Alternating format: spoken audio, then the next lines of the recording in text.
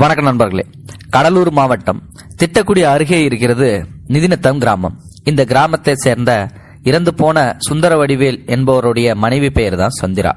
இவருடைய கணவர் சுந்தரவடிவேல் சிங்கப்பூர்ல இருந்து சில மாசத்துக்கு முன்னாடி சொந்த ஊருக்கு போவதுக்காக விமானத்துல சென்னை வந்து இறங்கினார். அப்படி வந்தவரை அரசு தரப்புல சென்னை தேனாம்பேட்டையில உள்ள ஹயாத் ஹோட்டல்ல தனிமைப்படுத்துதல் அப்படின்ற பேர்ல தங்க வச்சிருந்திருக்காங்க. இந்த நிலையில சில நாட்கள்ல அவர் சில மர்மமான முறையில வந்து பாத்தீங்கன்னா ஹோட்டல் அறையிலேயே இறந்து கிடத்திருந்திருக்காரு. இறந்து போன தன்னோட கணவரோட இழப்புக்கு நீதி கேட்டு தன்னுடைய கைக்குழந்தையோட சுந்தரவடிவேலுடைய மனைவி சந்திரா போராடி வந்திருக்காங்க. இது சம்பந்தமான பிரேத பரிசோதனை அறிக்கையில காவல் நிலையத்தில் பதிவு செய்யப்பட்ட வழக்கோட ஜெராக்ஸ், அப்புறம் இறப்பு சான்றிதழ், இப்படிப்பட்ட பல்வேறு சான்றிதழ்களை வாங்கறதுக்காக சென்னைக்கும் ஊருக்கும் சந்திரா குழந்தையோட அவ்வப்போது போயிட்டு வந்துட்டு இருந்திருக்காங்க. சமீபத்தில் அப்படி சென்னை போயிட்டு திரும்பியும் தன்னோட சொந்த ஊருக்கு வரும்போது தான் கடந்த 5ஆம் தேதி இரவு 9 மணி அளவுல திட்டக்குடி போற அரசு பஸ்ல ஏறி இருக்காங்க. குழந்தையோட துணிமணிகள் வைக்கப்பட்ட அந்த பேக், அப்புறம் செல்போன் இவைகளோட வந்துட்டு இருக்கும்போது வந்து பாத்தீங்கன்னா பஸ்ஸை ஊர் நெருங்கும் போது இறங்குறதுக்காக தயாராக தன்னோட எடுத்து வந்த பேக் அப்புறம் பொருட்களை வந்து சரி பார்த்துருக்காங்க. அப்போதான் வந்து அவங்களுக்கு ஒரு அதிர்ச்சியான சம்பவம் காத்திருக்கு.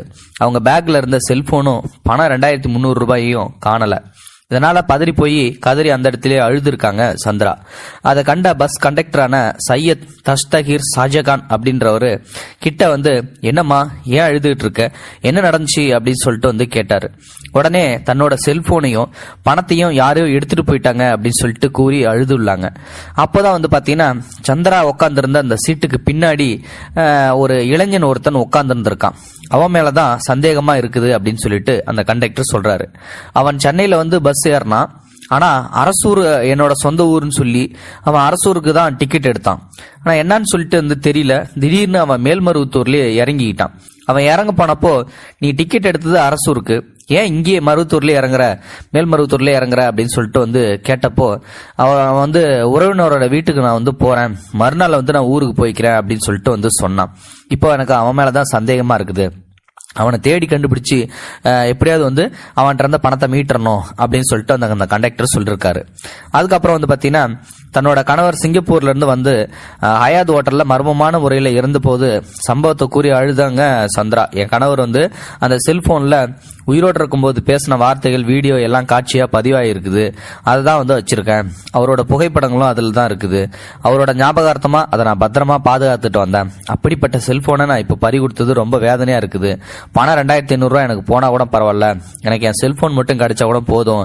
ஏன்னா என் கணவர் கடைசியா பேசின வார்த்தைகள், என் கணவரோட புகைப்படங்கள் எல்லாமே அதுல இருக்குது. நானும் என் கணவரும் சேர்ந்து எடுத்துக்கிட்ட புகைப்படங்களை இப்படி தவறு விட்டுமேன்னு சொல்லி எனக்கு ரொம்ப வருத்தமா இருக்குன்னு சொல்லி அழுதுருக்காங்க. அப்பதான் கண்டக்டர் சையத் தஸ்கீர் ஷாஜகான் வந்து, அந்த பெண் வந்து பாத்தீங்கன்னா, நீங்க தானா உங்க கணவர் இறந்ததுக்கு அப்புறம் நீங்க பேசி வீடியோ வெளியிட்ட காட்சியும் உங்களோட கணவர் இறப்பு சம்பந்தமான உங்களோட பேட்டி படங்களையும் பத்திரிகை மீடியாலாம் நான் பார்த்திருக்கேன் அப்படின்னு சொல்லிட்டு வந்து அந்த பெண்ணு நீங்க தானான்னு சொல்லி கேட்டிருக்காங்க. ஆமா, அந்த பெண்ணு நான் தான் அப்படின்னு சொல்லிட்டு வந்து சொல்லியிருக்காங்க. அதுக்கப்புறம் பஸ் வந்து திட்டக்குடி வந்து சேர்ந்துருது. உடனே பஸ்ல இருந்து இறங்கிய சந்திரா ஆட்டோ பிடிச்சி தன்னோட ஊரான நத்தத்துக்கு போயிட்டாங்க. அப்படியே ஊருக்கு போனதும் அங்கிருந்து வேறொரு செல்போன்ல இருந்து திருடு போன செல்போனுக்கு அப்பப்போ தொடர்பு கொண்டு ட்ரை பண்ணியிருக்காங்க. கொஞ்ச நேரம் வந்து செல்போன் அடிக்கும், அப்புறம் யாரும் எடுத்து பதில் சொல்ல அப்படின்ற மாதிரி வந்து போயிட்டு இருந்திருக்கு. மறுநாள் காலையில வந்து பாத்தீங்கன்னா 8 மணி வாக்குல மீண்டும் அந்த செல்போன் எண்ணுக்கு வந்து தொடர்பு கொண்டிருக்காங்க. அப்போ அந்த எண்ணில இருந்து வந்து பாத்தீங்கன்னா ஒரு ஆண் குரல் வந்து பேசியிருக்கு. அப்போ அந்த சந்திரா வந்து அழுதுபடியே என்னோட செல்போனை மட்டுமாவது என்கிட்ட கொடுத்துருங்க அப்படின்னு சொல்லிட்டு வந்து கெஞ்சிருக்காங்க. ஏன்னா என் கணவர் வந்து இறந்து போறதுக்கு முன்னாடி கடைசியா அதுல வந்து வீடியோவும் புகைப்படமும் இருக்குது, நீங்க பணத்தை கூட எடுத்துட்டு போயிடுங்க, தயவு செஞ்சு என் செல்போனை வந்து கொடுத்துருங்க, என் கணவரோட ஞாபகமா அது மட்டும் தான் இருக்கு அப்படின்னு சொல்லிட்டு கெஞ்சிருக்காங்க. அதுல பேசிய அந்த ஆண் குரல் வந்து பாத்தீங்கன்னா, அம்மா நீங்க கவலைப்பட வேணாம், நான் தான் பஸ் கண்டக்டர் சையத் தஸ்கீர் ஷாஜகான் பேசுறேன், உங்க செல்போனை கொண்டு வந்துட்டேன், கருவேப்பிலை குறிச்சி வந்து நீங்க வாங்கிக்கீங்க அப்படின்னு சொல்லிட்டு வந்து சொல்லியிருக்காரு. உடனே அவங்களுக்கு ரொம்ப ஷாக் ஆயிடுச்சு. என்னடா போனை எடுக்காம இருந்தது, திடீர்னு எடுத்த ஒரு கண்டக்டர்னு சொல்றாரு அப்படின்னு சொல்லிட்டு. சரி போய் பார்ப்போம் அப்படின்னு சொல்லிட்டு கருவேப்பிலங்குறிச்சிக்கு போயிட்டு சந்திரா வந்து பாத்தீங்கன்னா அந்த செல்போனை வந்து வாங்குறாங்க அந்த கண்டக்டர் இருந்து. அதே மாதிரி திருடு போன 2500 ரூபாய் பணத்திலையும் 1300 ரூபாய் பணத்தையும் கண்டக்டர் சையத் தஷ்கர் ஷாஜகான் திருப்பி கொடுத்திருக்காங்க. இது எப்படி கிடைச்சது அப்படின்னு சொல்லிட்டு வந்து சந்திரா அந்த கண்டக்டரான தஷ்கர் ஷாஜகான் கிட்ட கேட்டப்போ அவங்க சொல்றாங்க, நீ பணத்தையும் செல்போனையும் பறி கொடுத்துட்டு பஸ்ல அழுதுபடியே உன்னோட கணவரை இழந்து தவிக்கிற நிலையை வந்து சொன்னப்போ என் மனசு ரொம்ப வருத்தமாயிடுச்சு. நான் வந்து என்னோட வேலையை முடிச்சதுக்கு அப்புறம் பஸ் கொண்டு போய் திட்டக்குடி டிப்போல வந்து போட்டுட்டு அப்படியே தொழுதூர் வரைக்கும் போய் அங்கிருந்து ஒரு வாடகை காரை எடுத்துக்கிட்டேன். பஸ்ல இருந்து மேல்மருவத்தூர்ல இறங்கி அந்த இளைஞனை என்கிட்ட அரசூர் வர டிக்கெட் எடுத்தான். அதை நான் வந்து ஞாபகத்துல இருந்தது. அதனால நான் எப்படி அவனை கண்டுபிடிச்சிருவேன் அப்படின்ற நம்பிக்கையிலே போயிட்டு அரசூர் போனேன். முதல்ல அங்கிருந்து ஆட்டோ டிரைவர்கிட்ட அந்த இளைஞனோட அடையாளத்தை கூறி விசாரிச்சேன். முதல்ல எல்லாரும் தயங்கினாங்க. அதுக்கப்புறம் அந்த இளைஞன் வந்து பாத்தீங்கன்னா வேறொரு பஸ்ல வந்து இறங்கி ஆட்டோவில் தன்னோட ஊரான ஆலப்பாக்கம் அந்த ஊருக்கு போனதா வந்து சொன்னாங்க. அந்த ஆட்டோ டிரைவர் வந்து பாத்தீங்கன்னா என்ன அந்த ஊருக்கே அழைச்சி கொண்டு போய் விட்டுட்டு அந்த இளைஞனோட வீட்டையும் வந்து அடையாளம் காட்டிட்டாரு. சுமார் 80 கிலோமீட்டர் தூரம் பயணிச்சு அவனோட வீட்டை நாங்க அடைஞ்சோம். அதுக்கப்புறம் அந்த இளைஞன்ட்ட வந்து போயிட்டு அந்த செல்போனையும் வந்து ஒழுங்கா பணத்தையும் வந்து கொடுத்துரு அப்படின்னு சொல்லிட்டு வந்து முதல்ல கேட்டேன். முதல்ல வந்து அவன் வந்து நான் எடுக்கவே இல்லை அப்படின்னு சொல்லிட்டு வந்து மறுத்தான்.